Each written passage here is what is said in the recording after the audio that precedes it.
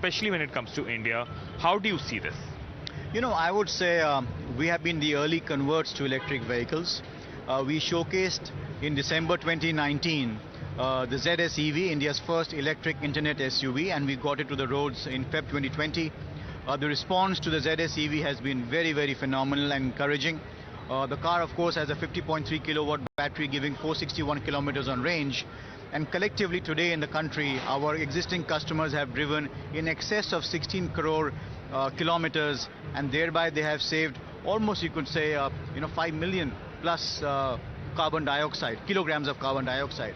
But having said so, our stance today at the Auto Expo is drive ahead, and wherein we feel that it's going to be an interplay of various technologies in the future. Initial acquisition price does seem high. However, when you look at the running cost of the car, an EV like a ZS, for example, it's about 1 rupee per kilometer, plus minus a little bit, maybe 10 paise. And therefore, over a 5-year period, the actual overall cost of ownership not only becomes comparable, but it becomes better with the electric vehicle. So that is a bigger picture to look at. However, the initial acquisition price is high, and right now, obviously, the battery technology is obviously evolving, and that does play a big role in the overall vehicle costing. Having said so, I also want to share that we are bringing to market another affordable electric vehicle, which will be an urban mobility vehicle.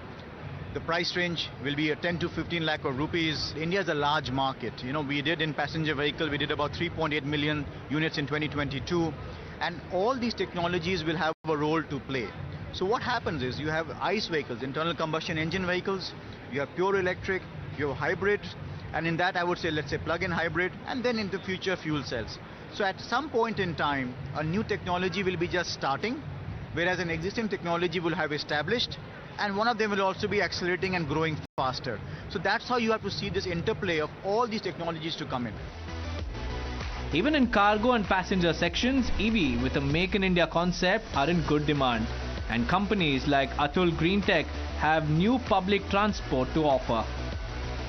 We are also a part of that Make in India program, I would say. And we are introducing a totally India-made electric vehicle, and we have worked very hard for last 2 years, day and night, and introducing this state-of-the-art technology in electric vehicle. I can call you, we usually call it, it is like TCS of three-wheeler, technology, connectivity and safety. So when you talk about electric vehicles, and especially when it comes to auto rickshaw, electric vehicles have started getting good traction, especially when it comes to the urban areas. What is the costing like? Because whenever we talk about electric vehicles, the first red flag is the cost. When the capital that goes in to buy one for the owners. How do you see, what is the costing like for you? So costing, I cannot give you the right exact figure what would the vehicle will cost right now. But of course it is more expensive than the IC engine which we are using on a daily basis. But in long run, if you will calculate that per kilometer charges, that would be in long run, it will be lesser than the IC engine. This much I can tell you at this moment. Major issue has always been the cost. Yeah. Because the same vehicle would cost me X. When it comes to electric vehicles, same model costs us around 2.5x, and that is a major issue. So when it comes to things, you are saying that in a long run you will be able to get the cost down. Yeah, price will certainly come down, because now it will take some time, but like government has sanctioned some chips plant, semiconductor plants also coming up in Bangalore, but that will take some time. 100% sales are imported from overseas, so all those are adding to the cost. So that will take some time to come down. And what I'm saying is that the vehicle cost per kilometer in long run will compensate the higher cost which you are paying today. Electric vehicles, the EVs are the major traction this year at Auto Expo 2023 here in Greater Noida. All the companies showcasing their brand power with EVs. Be it Morris Garage, be it Nexa, be it Toyota, be it Tata.